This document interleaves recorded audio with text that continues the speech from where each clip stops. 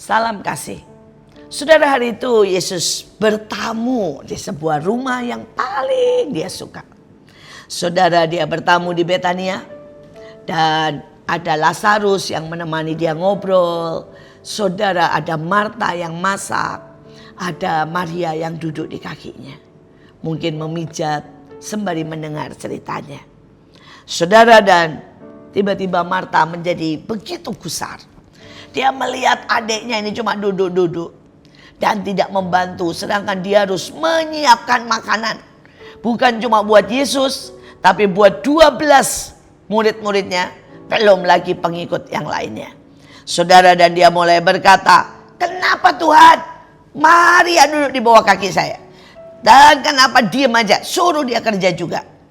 Dan kemudian Yesus mengatakan sesuatu yang berbeda.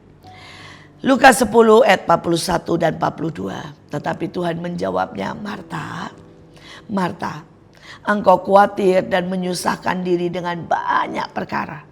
Tapi hanya satu yang perlu. Maria telah memilih bagian yang terbaik yang tidak akan diambil daripadanya." Saudara, hari itu Yesus mau berkata kepada Marta, "Marta, aku ini mau mati. Kenapa kamu gak duduk dekatku? Aku gak perlu makan.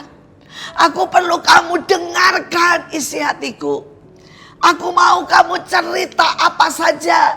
Dan kita saling interaksi. Karena ini terakhir. Dan setelah ini engkau tidak akan pernah menemui aku." Saudara, kadang-kadang kita mau menyajikan yang menurut kita baik. Mungkin kita memaksa anak kita les supaya anak-anak kita pandai. Padahal dengan mereka terlalu banyak les bisa membuat mereka menjadi jenuh dan mereka tidak lagi menyukai pelajaran. Saudara, ada orang tua yang kerja dan kerja dan kerja.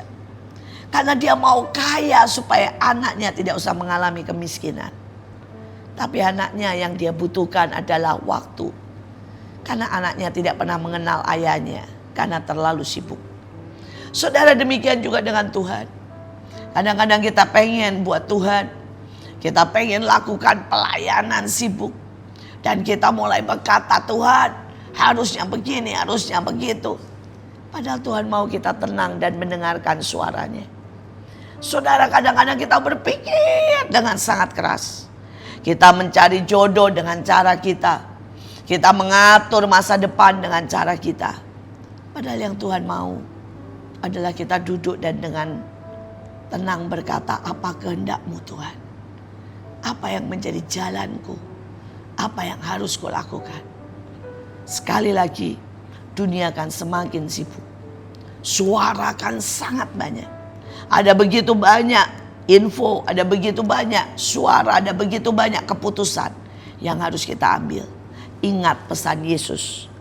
Maria telah memilih bagian yang terbaik. Hari-hari ini jangan pilih apa yang kita pikir. Kita asumsikan. Kita rasa. Tapi hari-hari ini pilih yang terbaik. Apa itu yang terbaik? Satu, tanya Tuhan.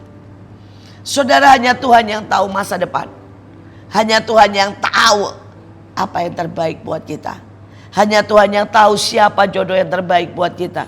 Hanya Tuhan yang tahu tempat pelayanan yang terbaik. Hanya Tuhan yang tahu pekerjaan yang terbaik.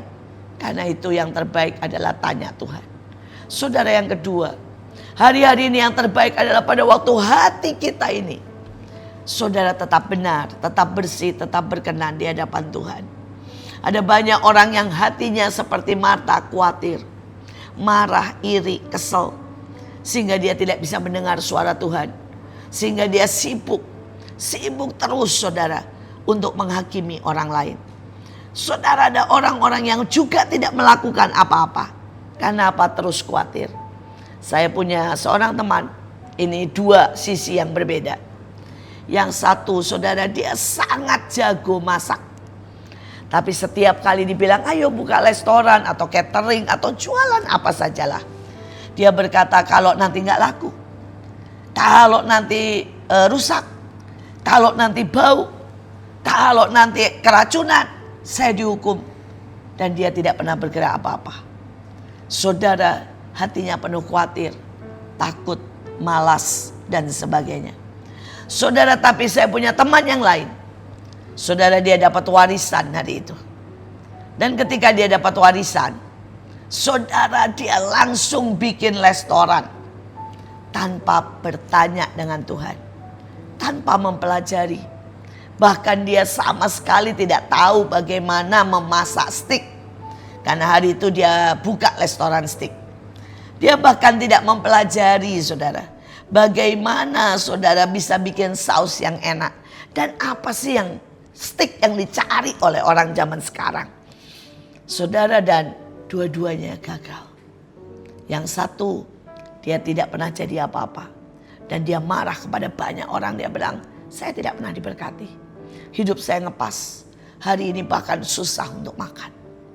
Yang satu juga marah dengan Tuhan. Dia berkata, aku tidak diberkati. Sehingga aku punya warisan habis dalam sesaat. Sehingga aku sekarang sangat-sangat mepet. Saudara, keduanya tidak memilih bagian yang terbaik. Keduanya khawatir, marah. Hatinya dipenuhi dengan semua, saudara, yang negatif. Berontak. Dan ujungnya apa? Di padang gurun. Karena Alkitab berkata mereka yang bersungut-sungut. Mereka yang khawatir, mereka yang marah. Mereka yang selalu mengeluh. Mereka yang selalu beralasan. Hidup mereka akan di padang gurun dan mati sampai akhir. Hanya mereka yang memilih yang terbaik. Hari-hari ini mari pilih yang terbaik. Yang terbaik yang pertama adalah duduk di bawah kaki Tuhan. Di saat-saat seperti ini, perbanyak saudara menyembah. Perbanyak berdoa.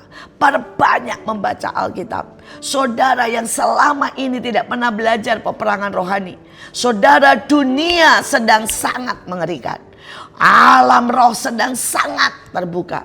Saudara, saya melihat saudara bahwa iblis mau membuat 4 kuda dan penunggangnya. Kelaparan, perang, kemiskinan, penyesatan, saudara, bahkan kematian di mana-mana.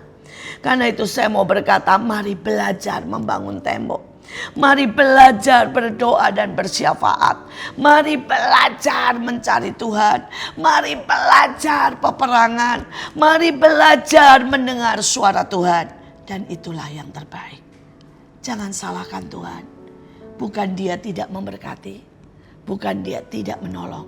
Tapi seringkali kita yang tidak sungguh-sungguh memilih yang terbaik. Biarlah kita memilih yang terbaik.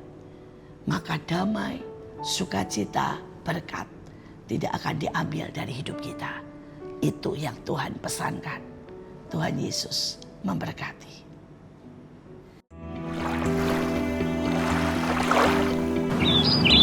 Thank you.